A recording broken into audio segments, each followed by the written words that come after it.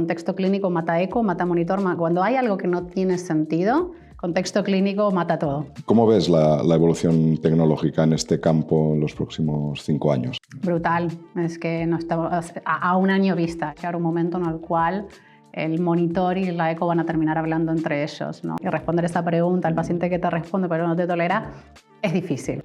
Dosis de buena onda, tu podcast sobre anestesia y monitorización hemodinámica. Hola a todos y bienvenidos a un nuevo capítulo de Dosis de buena onda, un podcast sobre anestesia y monitorización en el que entrevistamos a profesionales de referencia sobre temas claves de la especialidad. Yo soy Tony Polo, Business Manager de Manejo Hemodinámico en Vigón, y en el capítulo de hoy me acompaña la doctora Verónica Gamalero para hablar de monitorización hemodinámica y ecografía. Verónica es adjunta del Servicio de Anestesiología y Reanimación de la Corporació Sanitària Parc Taulí de Sabadell, en Barcelona. Es una apasionada de la fisiología y la ecografía aplicada a la función cardíaca, con amplia experiencia clínica y docente en ambas áreas, con la que queremos hablar de hemodinamia y de cómo la tecnología combinada puede ayudar en la toma de decisiones a la hora de enfrentarse a un paciente crítico. ¿Qué tal, Verónica? ¿Cómo estás? Muy bien, muy contenta de estar aquí con ustedes. Gracias por invitarme. Me alegro. Es un placer tenerte aquí con nosotros. Vamos al tema. ¿De qué vamos a hablar? De hemodinamia. De hemodinamia Vamos a hablar de y hemodinamia. vamos a hablar de la combinación de la ecografía, la ecocardio con la monitorización hemodinámica. Muy bien. ¿Cómo describirías tu experiencia en el uso combinado de las dos tecnologías, de la ecografía cardíaca y la monitorización hemodinámica? La verdad es un poco mi día a día. No te voy a mentir, es bastante ecocéntrica. O sea, nosotros utilizamos en nuestra reanimación bastante seguido la ecografía como herramienta de monitorización. Y la verdad que hoy en día es un poco como un estetoscopio visual, ¿no? Y nos permite, bueno, saber rápidamente o orientarnos dónde puede llegar a estar el problema. Y en el momento que la unís a una monitorización hemodinámica avanzada, más o menos invasiva, pues son herramientas que se van validando entre sí, ¿cómo decirlo? Te dan más información para manejar este tipo de pacientes. Sí. ¿Y qué papel crees que juega la ecografía en la toma de decisiones hemodinámicas frente a otros métodos invasivos? Bueno, es un triaje hemodinámico. Es un poco te rompe la incertidumbre de no sabes qué está pasando y en determinados momentos cuando tienes un paciente muy chocado, poner la eco a veces te puede dar respuestas muy rápidas de cuál es tu problema. Tiene el ventrículo que está vacío, o el ventrículo no tira, o está tamponado. Entonces esto te permite tomar decisiones rápidas y poder tratar de solucionar el problema, ¿no? Básicamente lo que hace es romperte la incertidumbre de la situación. Sí. ¿Y qué ventajas le ves a la ecografía frente a la monitorización hemodinámica tradicional? Bueno, yo creo que se complementan, o sea, una frente a la otra, pero probablemente es que nos da causalidad. Muchas veces, ¿sabes? La monitorización aislada te dice el paciente está hipotenso. Y le pones la eco y te dice está hipotenso porque precisamente esto, está seco. O tienes un ventrículo que no te está tirando, tienes un problema obstructivo. Entonces, muchas veces orientarte hacia la causalidad y también te permite ver los resultados de las intervenciones que uno va haciendo, ¿vale? Y otro de los parámetros que para mí es excelente y que está muy en boga, se está utilizando mucho, es para ver parámetros de tolerancia al volumen, ¿no? Que los monitores de repente todavía ahí huelgan un poquito en darte este tipo de información, ¿no? Te dice, bueno, ¿qué FEBI tiene? Este ventrículo te puede acomodar más volumen, este otro ventrículo te lo puede eyectar.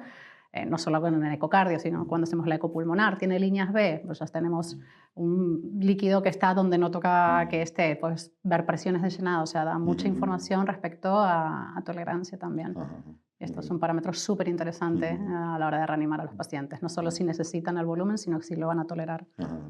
Eso es muy interesante. Es ¿no? todo, hay todo. Me parece un concepto muy, muy interesante porque hemos oído siempre hablar de la respuesta al volumen, pero esa tolerancia yo creo que es el siguiente paso dentro de la reanimación, es lo que termina de hacer la reanimación precisamente que sea fina, ¿no? Si tienes un paciente que tiene parámetros de respuesta a volumen, que no te está dando información de cómo está volumétricamente. Él te dice, bueno, si le pones una carga, si le mejoras la precarga, te va a mejorar el gasto cardíaco. Pero si ese paciente tiene parámetros de respuesta a volumen, pero tiene signos claros de intolerancia, ¿qué hacemos?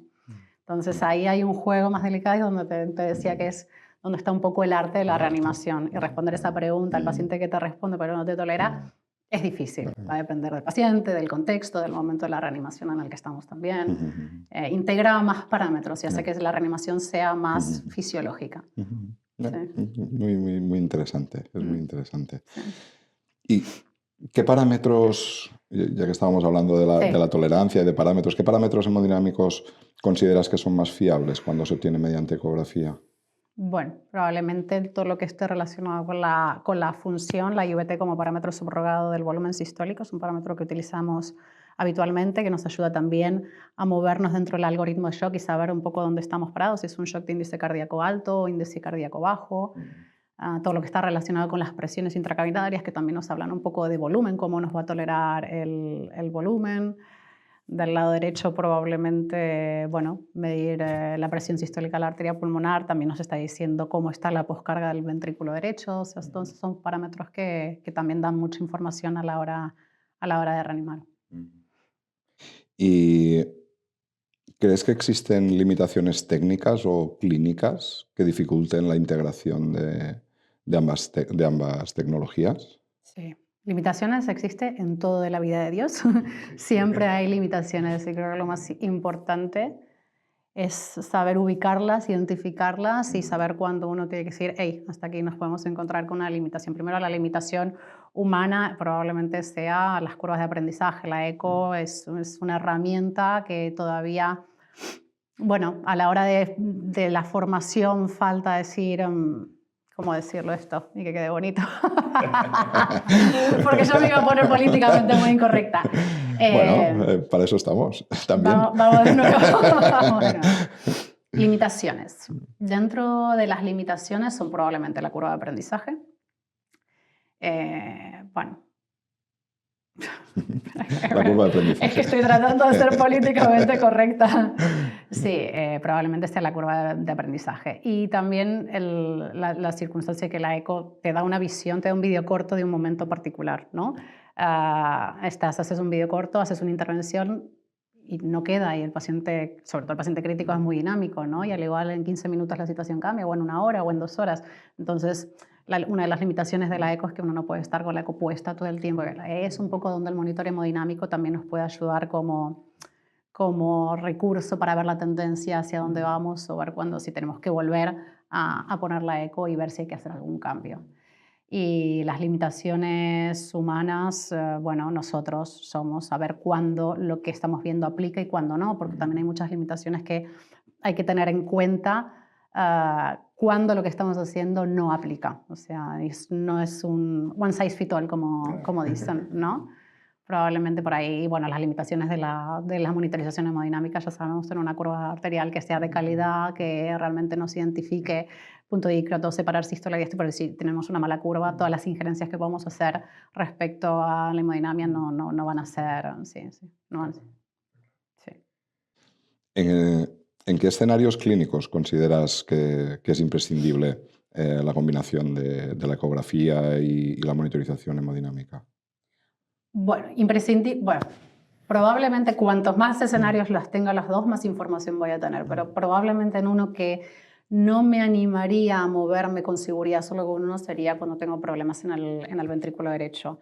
Por el ventrículo derecho el monitor hemodinámico es como un poco ciego a lo que está pasando. En cambio ahí pongo la eco y puedo ver cómo se está moviendo, si me va a aguantar más volumen, si trabaja con presiones o no. No me animaría de repente a hacer intervenciones sobre el lado derecho del corazón, que anestésicamente a veces son difíciles, elegir determinados fármacos o simplemente con no empeorar la situación ya sería suficiente, pero no me debería hacer muchas intervenciones si no lo estoy viendo solo con una monitorización. Probablemente ahí es donde sí que necesitaría la eco para ver cómo está funcionando el lado derecho.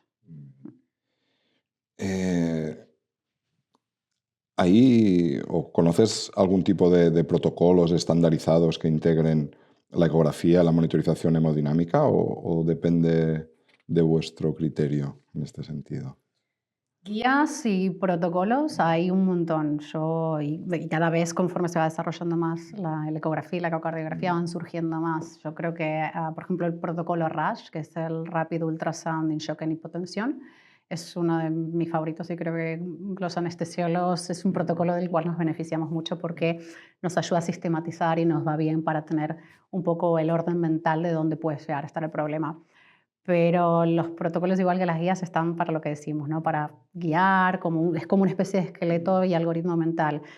No para evangelizar, que es lo que a veces hacemos. A veces decimos, necesito este protocolo, necesito esta guía, necesito seguir un orden establecido para las cosas. Y hay que saber también cuándo moverse, cómo utilizarlo como un esqueleto, como un sistema de organización mental, pero cuándo nos tenemos que mover. Que no sea un corset, Sí, ¿no? Que no exactamente. que cuando tienes la necesidad puedas salirte y volver, ¿no? Sí, y el contexto clínico. El contexto clínico, la verdad que lo es todo, ¿no? Yo siempre digo, contexto clínico mata eco, mata monitor. Cuando hay algo que no tiene sentido, primero hay que buscar si no nos estamos equivocando en alguna medición y si no, el contexto clínico. A veces nos enfocamos tanto solo en la eco, solo en una variable o un parámetro o analítico, gasométrico o lo que nos dice el monitor y no nos deja ver la imagen grande, que al final es lo que construye al paciente y lo que le está pasando. A veces es como esto que el árbol no nos deja ver el bosque. Contexto clínico mata todo. ¿Has observado diferencias significativas en la evolución de los pacientes cuando empleas esta combinación? ¿Yo o la literatura? Sí. A Tú. ver, yo sí, yo sin duda, yo creo que desde que utilizamos estos recursos somos menos agresivos, somos más fisiológicos, somos, bueno, precisamente más fisiológicos probablemente, miramos un poco más los parámetros de cómo le pueden sentar, nos permite ir un poquito también por delante. Si hago esto, estoy en este margen y tengo más margen para poner volumen o no ponerlo. Yo creo que hay un antes y un después y que sí que precisamente una de las cosas que nos permite ser es como un poco más mindful a la hora de tratar a los pacientes. No, pero es interesante, ¿no? Que os permita ser eso, más fisiológicos y respetar más la propia idiosincrasia del paciente. Sí. Respetar los cambios también.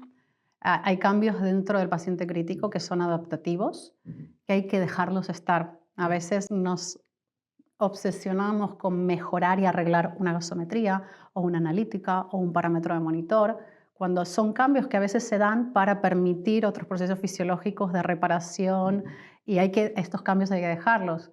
Hay otros que no. Estos son los que tenemos que identificar y que tenemos que tomar medidas, pero a veces nos cuesta estarnos quietos frente a un monitor que te dice este parámetro está alterado y quiero el parámetro normal. No es el parámetro normal, es el paciente que hay que normalizar y a veces el paciente lo que necesita es que le des un poco de tiempo para que las intervenciones, lo que sea, el drenaje quirúrgico, el antibiótico, lo que le estás poniendo, vayan surgiendo su efecto. Hay que también respetar un poco los tiempos de la situación, de la fisiopatología y de la patología en sí. Porque al final, un dato que para ti puede no ser, o para un determinado protocolo no es normal, para ese paciente sí. Claro, ¿no? al igual necesita ese cambio, claro. ese parámetro alterado, que ya evolutivamente, cuando el paciente mejore, ese parámetro va a mejorar, se va a arreglar. O sea, nosotros no tratamos a la gasometría, tenemos que tratar al paciente.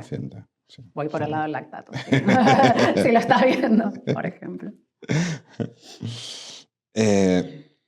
Para llegar hasta aquí, hasta el punto en que tú estás, ¿qué nivel de formación consideras necesario para que un profesional pueda aplicar estas técnicas de forma segura y eficaz? En ese sentido es un tema peliagudo porque precisamente esta formación no está estandarizada ni está arreglada. Hay muchas sociedades que ofrecen boards y certificaciones más, pero bueno, es un poco complejo desde un punto de vista burocrático y a veces también económico poder acceder a esto. Hay un gran defecto estructural que yo creo que es a nivel de carrera, que es el primer paso, que realmente en la carrera uno conoce, empieza a relacionarse con estas técnicas, pero no las toca y no profundiza demasiado. Y luego, a nivel de residencia, esto es algo que no está arreglado ni estandarizado. La formación, por ejemplo, POCUS en la anestesia, hoy en día es el fonendoscopio, es una herramienta que tenemos rápido a pie de cama que nos da un montón de ventajas, que nos permite intervenir rápido y no hay una formación reglada como tal, salvo que el residente decida ir a hacer cursos y tenga la posibilidad económica, logística, el tiempo, el espacio para ir a formarse en esto. Pero aún así tiene que volver luego a su hospital y tener los medios para seguir. Porque exactamente, si no... tener la suerte de tener un medio donde él pueda explorar un determinado tipo de pacientes, o tener la suerte de que tiene pues, personal o adjuntos o gente que esté por la labor también de enseñarlo. O sea que esto es un poco el defecto estructural. Nosotros en nuestro hospital estamos intentando ponerle un poco de remedio con una humilde rotación POCUS que estamos empezando, y que forma parte también de la rotación dentro de críticos.